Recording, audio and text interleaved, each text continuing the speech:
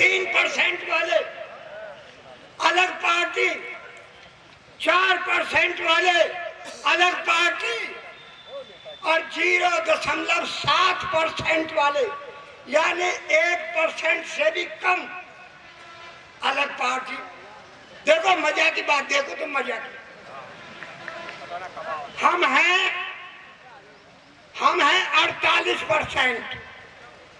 हम सवर्ण समाज के लोग 48% हैं। देखो कितने मजा की बात। 48% वाला 3.5% वाली के धोर जा है। बहन जी टिकट दे दो, न्यूला 5 करोड़ रुपया पामछू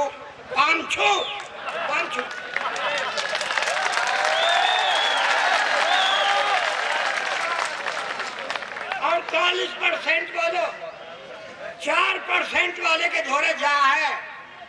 यादव जी टिकट दे दो, न्यूला 5 करोड़ रुपया पामछू 48% वालों आधा परसेंट 48% वाले जा है। क्या कहे? चौधरी साहब टिकट दे दो, न्यूला 5 करोड़ रुपया पामछू है भैया। अरे तुम्हारी जन्म कुंडली में पामछू ने लिखा हो, क्यों बताओ तुम?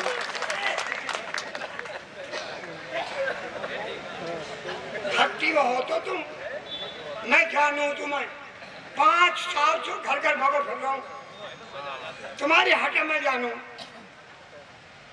मैं जा रहा बरेली को, हापुड़ से बैठा, मेरी पड़ोस में जो बैठा था, मैंने पूछी बरेली कितनी दूर है? 200 किलोमीटर।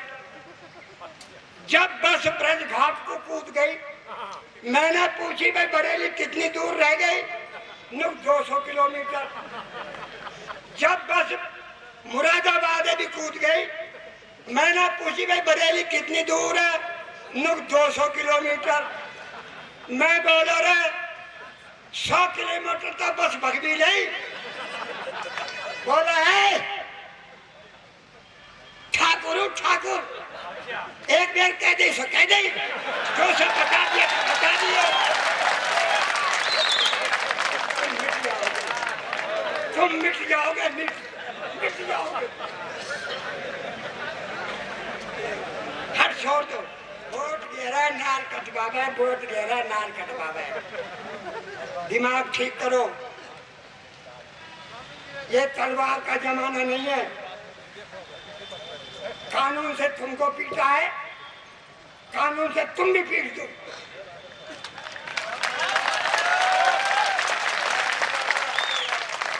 सन 2017 के चुनाव में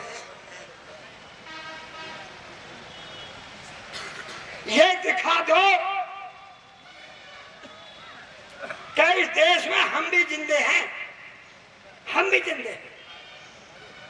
एक बार दिल्ली की ओर को हुंकार मारो, ऐ मोदी होश में आ। अगर निजी क्षेत्र में आरक्षण को लेकर आया तो 2017 में फूल छुटा देंगे, फूल छुटा देंगे।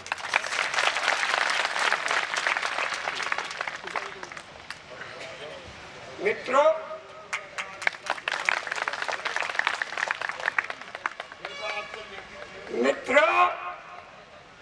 जब तक तुम शासन में अपनी भागीदारी नहीं निभाओगे, ये एमएलए एमपी तुम्हारा कोई साथ देंगे नहीं। इसलिए सन 2017 में जैसे सबने अपने अलग मकान बना लिए ना, और तू जो किराए पर है तो फिर है, कोई ये ठोकर मार दे, कोई कूड़ा बतावे, अपना घर बना लो, अपना घर 2017 में अपना घर बना लो। और अगर अगर नहीं बनाया तो बहुत पछताओगे। वक्ता बहुत है हमारे बीच में। इलाहाबाद से चलकर राष्ट्रवादी प्रताप भाई विनीत मिश्रा जी भी यहाँ हैं, उनका भी संबोधन हमको मिलेगा। इसलिए अंत में तुमसे क्या कहूं, वतन की जो हालत बताने लगेंगे, वतन की जो हालत बताने लगेंगे तो पत्थर भी आंसू बहाने लगेंगे। न जाने कहां खो गई आदमियत जिसे ढूंढने में जमाने लगेंगे।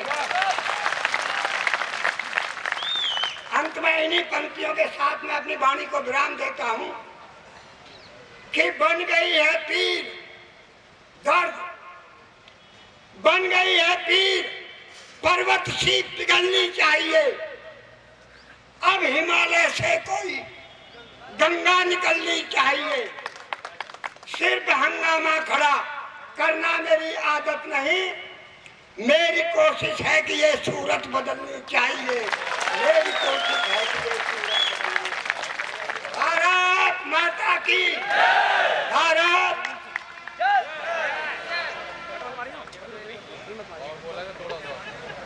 ये उत्तर मांग रहे हैं पीछे वाले। मैंने शुरुआत की थी कि जाने किस दिन लाल किला मर्दानी भाषा बोलेगा, किस दिन बोलेगा। मैं बता रहा हूं, जिस दिन जनता बिस्बेलों को, जिस दिन जनता बिस्बेलों को तेजाबों से सींचेगी, जिस दिन भीम बली की बाहें दुशासन को भींचेंगी, जिस दिन जयचंदों के बेटे देश छोड़ भाग जाएंगे, जिस दिन जनता गद्दारों को संसद में से खींचेगी, जिस दिन युग का महाराणा, जिस दिन युग का महाराणा बलिदानी भाषा बोलेगा, उस दिन मेरा लाल किला मर्दानी। मैं जब आ रहा था तो रास्ते में मेरी आदरणीय राम सेवक जी से और पिताजी से यही बात हो रही थी कि ये ठीक है कि एक बहुत महत्वपूर्ण उद्देश्य को, संदेश को लेकर के राष्ट्रवादी प्रताप सेना चल रही है, लेकिन इस समाज ने एक धोखा खाया है। भटकाव के कुछ क्षण देखे हैं मुजफ्फरनगर में, वो घटना घटी और वो संगीत सोम किसी राजनीतिक दल में चले गए और तीसरी हो गई, वही विराम हो गया। इसकी पुनरावृत्ति तो ना हो जाए कहीं, ये संकल्प मैंने कहा होना चाहिए राष्ट्रवादी प्रताप सेना के पदाधिकारियों का। मुझे 4 पंक्तियां याद आती, मैं पढ़ता हूं, आपकी मोहर लग जाए। कि सफर में मुश्किलें आए, ये व्यवधान कुछ नहीं कि बसें रोक ली राष्ट्रवादी प्रताप सेना की, लेकिन यदि हम लोग ईमानदार हैं, मजबूती के साथ खड़े हैं, तो कोई व्यवधान तो मैं नहीं रोक सकता और ये यहां से चली हुई यात्रा लाल किले तक पहुंचेगी, ये मेरा दावा है।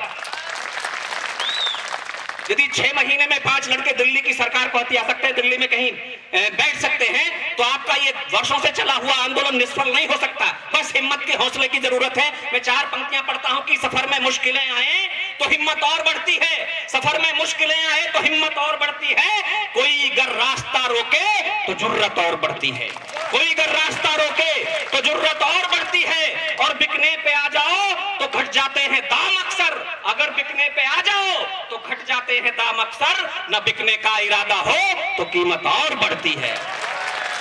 आइए मैं इस वक्ताओं की श्रृंखला को आगे लेकर, तिलक तराजू और तलवार इनके मारो, उसे ये मुख्यमंत्री बनाओगे। मेरे खून का एक एक कतरा एक समाज के काम आओगा, ये उसे मुख्यमंत्री बनाओगे, प्रधानमंत्री बनाओगे। तो तब इन्हें बटले क्यों करो, तुम गाली देनी शुरू कर दो, तब इनके लिए अच्छा सोचो क्यों, इन्हें गाली दो तब मुख्यमंत्री बनाओगे, क्योंकि इन लोगों को गाली खाने की है क्या भाई, और छोड़ भी सको क्या। 3 बात के बाद वाणी को विराम।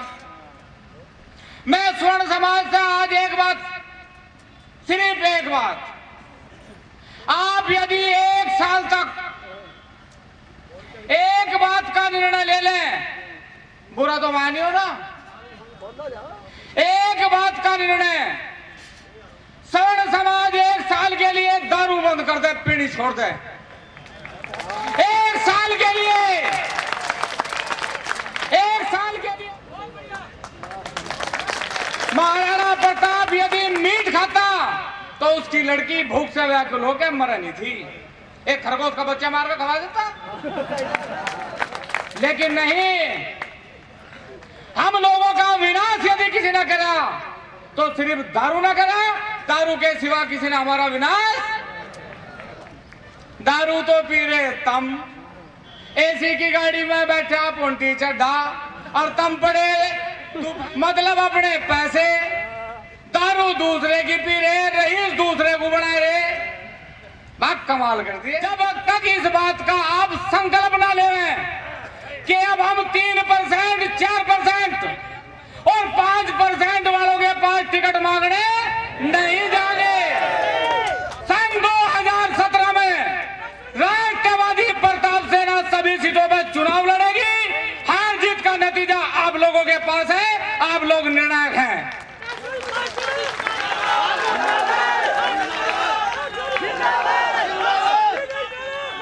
हिंदू महासभा की उपाध्यक्षा साध्वी देवा ठाकुर जी, वो यहाँ उपस्थित तो नहीं हो सकी, लेकिन उनके प्रतिनिधि यहाँ आए हैं और उन्होंने ये घोषणा की है कि हिंदू महासभा का समर्थन प्रत्येक प्रकार से राष्ट्रवादी प्रताप सेना के साथ रहेगा, राजनीतिक दृष्टि से भी, सामाजिक दृष्टि से भी। बहुत बहुत स्वागत। आइए, जिनकी हम प्रतीक्षा कर रहे थे, राष्ट्रवादी सेना का उद्देश्य क्या है, राष्ट्रवादी प्रताप सेना के संकल्प क्या है, लक्ष्य क्या है, ये सारी अवधारणा को स्पष्ट करने के लिए ललित राणा जी को आमंत्रित करना चाहता हूं। जिम्मेदारी सबकी है और सामूहिक जिम्मेदारी है। मैं 4 पंक्तियां पढ़ता हूं दोस्तों कि एक दिन मैंने जरा सा सूर्य से बस यूं कहा, आपके साम्राज्य में इतना अंधेरा क्यों रहा। एक दिन मैंने जरा सा सूर्य से बस यूं कहा, आपके साम्राज्य में इतना अंधेरा क्यों रहा। तम तमाकर वो दहाड़ा मैं अकेला क्या करूं, तुम निकम्मों के लिए मैं ही भला कब तक लड़ूं। आकाश की आराधना के चक्करों में मत पड़ो, संग्राम ये घनघोर है, कुछ मैं लड़ूं कुछ तुम लड़ो।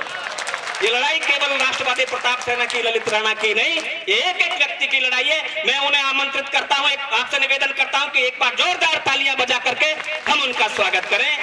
राष्ट्रवादी प्रताप सेना के राष्ट्रीय अध्यक्ष भाई ललित राणा।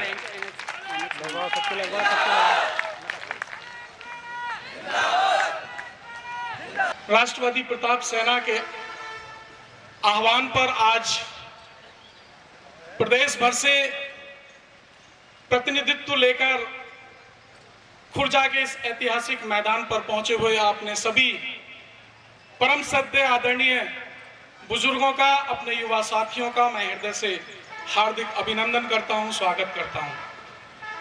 मंच पर मंचासीन संगठन के सभी वरिष्ठ पदाधिकारी, जिनके आशीर्वाद, जिनके मार्गदर्शन में हम सब काम कर रहे हैं, और उपस्थित विभिन्न जनपदों से आए हुए हमारे सभी वरिष्ठ अतिथिगण, हमारे आज के कार्यक्रम के आदरणीय अध्यक्ष महोदय।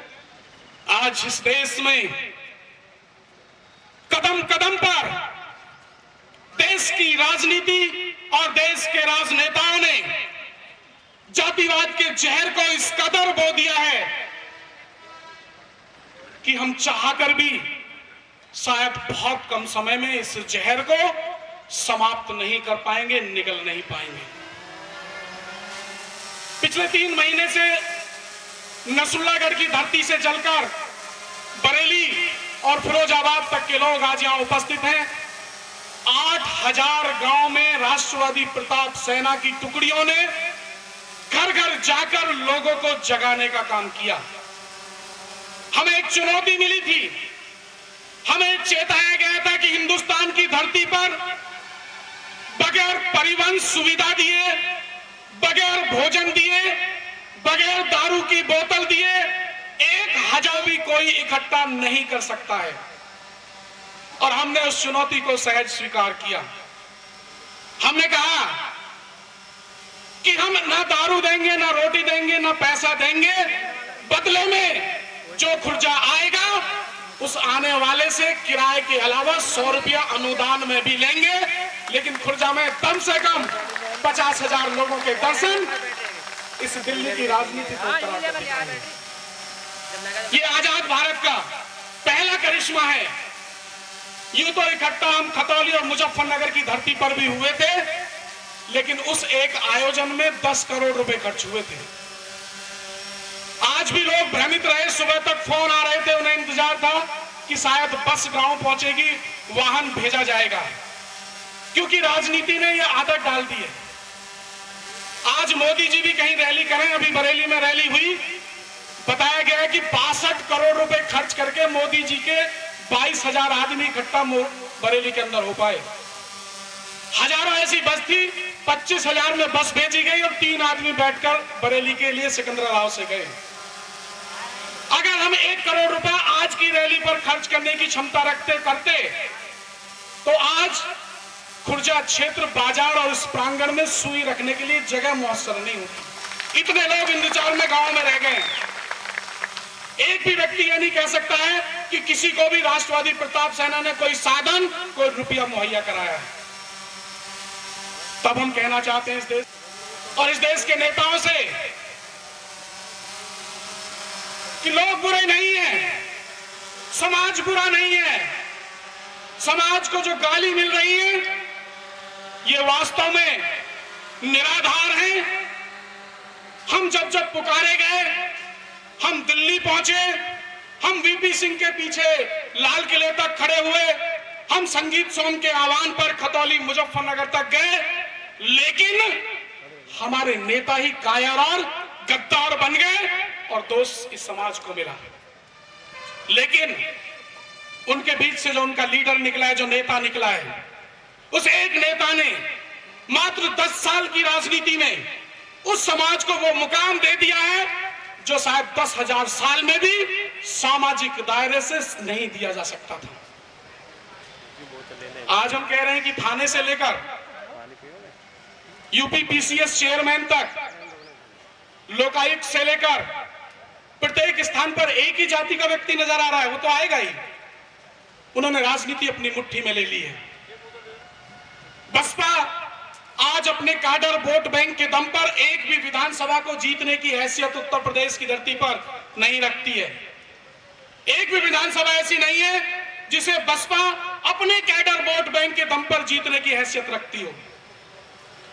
समाजवादी पार्टी अपने कैडर वोट बैंक के दम पर 25 से ज्यादा विधानसभा जीतने की हैसियत नहीं रखती है। लोकसभा के चुनाव में आप देख चुके हैं। और आप, मैं दावे के साथ कहता हूं, यह सवर्ण समाज नकुर तहसील जो बॉर्डर की हमारी विधानसभा है और जौनपुर तक 403 में से 350 विधानसभाओं में आपकी गिनती कुल वोट बैंक का 40 से 50 और 60% तक पहुंचता है। आप कहां हार रहे हैं? लेकिन फूट डालो और राज करो की नीति अंग्रेजों ने चली, उसी नीति को चल रहे हैं राजनीतिक दल। अरे हम कहते हैं आजादी के बाद एक सवाल आया, सवर्ण समाज ही राज करेगा। हमने कहा नहीं, सवर्ण समाज राज नहीं करेगा, राज आप करेंगे। अवसर दिया गया, चाहे पिछड़ा वर्ग हो, चाहे दलित वर्ग हो, मुख्यमंत्री से लेकर प्रधानमंत्री तक। हमने बना दिए नहीं बना दिए, लेकिन बनने के बाद एक नेता कोई दलित और पिछड़ों में से बता दे जिसने जातिवाद के जहर को बोने के अलावा, जिसने इस प्रदेश और देश के सरकारी खजाने को लूटने के अलावा, जिसने केवल अपनी जाति के लोगों को ब्यूरोक्रेसी से लेकर राजनीति में घुसाने के अलावा दूसरा कोई काम राष्ट्र का क्या हो? एक व्यक्ति का नाम बताएं। और मैं ललित राणा खुर्जा के इस ऐतिहासिक मैदान से घोषणा करता हूं और चुनौती देता हूं, मैं हर बड़े प्रोजेक्ट और हर बड़े पॉलिटिशियन से डिबेट करने के लिए किसी भी स्थान पर तैयार हूं। केवल भारत के अंदर सवर्ण समाज और क्षत्रिय समाज दावे के साथ इस बात को कह सकता है, एक भी नेता पर कोई जातिवाद का सुई के बराबर भी इल्जाम नहीं लगा सकता उन्होंने जातिवाद को बढ़ाने के हक में काम किया हो। कोई एक भी नेता पर 1 रुपया भ्रष्टाचार का दाग नहीं लगा सकता जिसने देश को लूटने के लिए एक उंगली आगे बढ़ाई हो। ये हमारा परिचय है। इस देश को बचा सकता है तो सवर्ण समाज बचा सकता है, उसके अलावा कोई माई का लाल इस देश को बचा ही नहीं सकता है, बढ़ा ही नहीं सकता है। ये कहने के लिए आज हम खुर्जा के मैदान पर उतरे हैं। बहुत हो गया, अति हो गई, पूरे विश्व पटल पर हमारा नंगा नाच हो गया है। एक भी भारत का नेता, कितना दुर्भाग्य इस देश का आ चला है, सुबह बिस्तर से उठने से लेकर रात में बिस्तर पर सोने तक अगर एक शब्द भी मीडिया के सामने बोलता है तो वोट बैंक को साधने के लिए बोलता है। न्याय की परिपाटी पर एक शब्द भी इस देश का कोई नेता बोलने को तैयार नहीं है।